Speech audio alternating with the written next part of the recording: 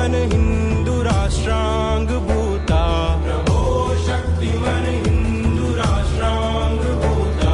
इमे सादरं त्वां नमामो वयम् इमे सादरं त्वां नमामो वयम् त्वदीयाय कार्याय बद्धा कटीयम् त्वदीयाय कार्याय बद्धा कटीयम् शुभामाशिषं